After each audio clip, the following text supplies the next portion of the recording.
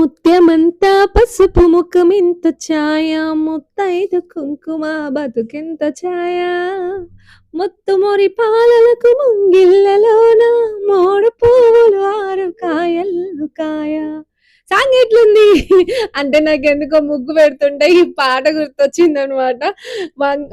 వాకిట్లో వేయాల్సిన ముగ్గునికి గ్యాస్ మీద వేస్తున్నాను కదా, అందుకే అనమాట ఈ పాట పాడాను. సో అందరికీ శుక్రవారం శుభాకాంక్షలు. అదేంది శుక్రవారం శుభాకాంక్షలు ఏంది, నీకేమన్నా దిమాగ్ పనిచేస్తలేదా ఏంది, చెప్పుకుంటే తప్పేముందండి.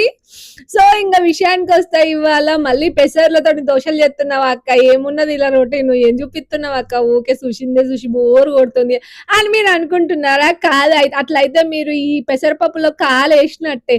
ఎందుకంటే నేను ఇవాళ ఈ పప్పుతోని ఇడ్లీలు చేస్తున్నా అనమాట, రెగ్యులర్ గా కాకుండా. నాకైతే ఒక సిస్టర్ చెప్పింది అనమాట, ఇట్లా ఈ పిండితోని మనం ఇడ్లీలు కూడా చేసుకోవచ్చు అని, మస్తు టేస్టీగా ఉంటాయి అని చెప్పింది అనమాట. ఎందుకంటే అక్క ట్రై చేసిందట, నాకు చెప్పింది ఈ రెసిపీ. సరే ఇదేదో మంచిగా ఉన్నది, హెల్దీగా ఉంటది కదా అనేసి ఇంకా రెగ్యులర్ గా దోశలకి అనేది బాగుంటదని నేను కూడా ఇడ్లీ ట్రై చేద్దామని ఏం చేసిన అంటే, నైట్ ఎంత భయపడుకుంటే చేసినా, ఎందుకంటే పొద్దుగాల ఒకవేళ కొత్త రెసిపీ చేస్తున్నా రాకపోతే నా పిల్లలకి, ఎందుకంటే నేను టైం మీద లేస్తా, ఒకవేళ వేరే ఏం టిఫిన్ వండాలి అనేసి అసలు రాత్రంతా ఈ టెన్షన్ కి నిద్రే పట్టలేదంటే నమ్ముతారా? ఇంత చిన్న విషయానికి నిద్రపోకుండా ఉన్నావా, నీకేమన్నా పిచ్చా అని మీరు అనుకోవచ్చు. నిజమేనంటే చిన్న చిన్న విషయాలకే నేను తెగ ఆలోచిస్తూ ఉంటాను అనమాట.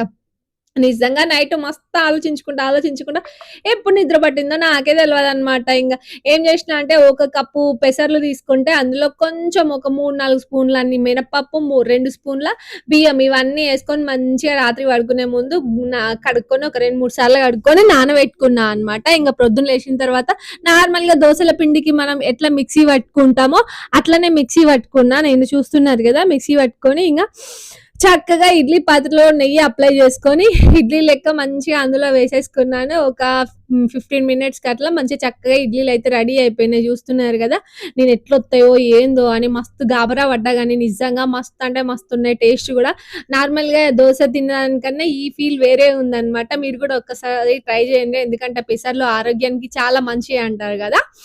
సో ఇంకా నాకైతే ఇడ్లీలు మస్తు వచ్చినాయి. మన కిచెన్ లోకి ఇంకో రెసిపీ వచ్చేసింది. సో వీడియో ఎట్లా అనిపించింది, ఇవాళ వీడియో అయితే గిదే అనమాట. ఇంకా పిల్లలకి స్నాక్ బాక్స్ లోకి అయితే నేను ఇవాళ ఆరెంజెస్ పెట్టినా అనమాట. అవే ఉండే ఫ్రూట్స్ ఆల్రెడీ అవి పెట్టేసి పక్కన పెట్టేసిన. సో లంచ్ బాక్స్ కూడా చక్కగా పిల్లలకి పెట్టేసి ఇంకొక పక్కన పెట్టేసిన. వీడియో అయితే ఇదే. వీడియో మంచిగా అనిపిస్తే ఒక చిన్న లైక్ ఇవ్వండి. కొత్తగా ఎవరైనా నా ఛానల్ ని చూస్తున్న వాళ్ళైతే ప్లీజ్ సబ్స్క్రైబ్ మై ఛానల్ అండి. మరో మంచి వీడియోతో మళ్ళీ మీ ముందు ఉంటాను. అంతవరకు ఉంటాను మరి, బాయ్.